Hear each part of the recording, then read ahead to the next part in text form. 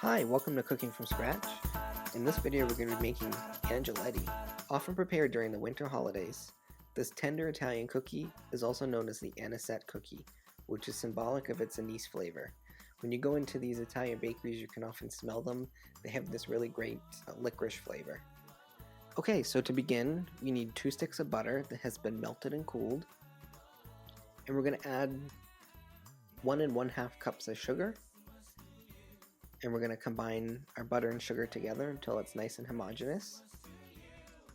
And we're also going to add a 1/2 cup of milk and stir that in as well. At this point I'm going to go ahead and add a 1/2 teaspoon of salt as well as about 3 teaspoons of anise extract. Once these have been combined, I'm going to add in 6 large eggs and mix this in well. And then I'm going to go ahead and add 6 cups of flour as well as 2 tablespoons of baking powder. Okay, so once our cookie dough has come together, it shouldn't be too sticky when you touch it with your hands.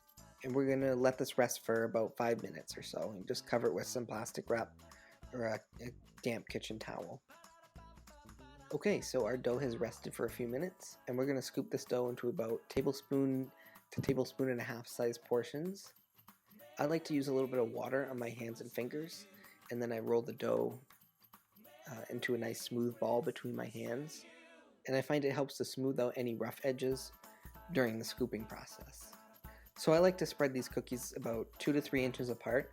They'll puff up a little bit, but they're not going to spread too much, and I just like to give them enough space to bake when they're in the oven.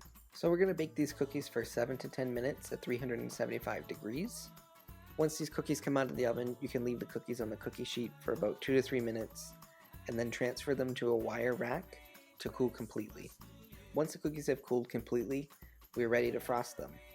So to make the frosting, I start with about 4 cups of powdered sugar, and then to the powdered sugar I add about 9 tablespoons of anise extract. If the frosting is looking a little bit thick, I might add a little bit of water. The frosting should not be as thick as like a royal icing that you could go gluing some bricks together. It should definitely be thicker than a typical craft glue. And then I just like to take the cookie and tip it upside down and dip it in directly into the bowl of icing. And then I let some of the excess icing drip off back into the bowl. And once the cookie has been iced, I will put it back onto a baking sheet, and then I'll add some colored sprinkles to the tops of the cookies. It's important to add the sprinkles quickly before the frosting dries. I can usually dip about 5 or so cookies before the frosting will start to dry too much for the sprinkles to stick to it. So I tend to do it in batches, but you can add the sprinkles as you go, or you can do it in small batches like this, whichever way is easier for you. And then I leave the cookies out to dry, typically overnight, just so that the frosting can really have a chance to set, and then when you pack them into boxes the frosting doesn't get all smushed and stuck to other cookies.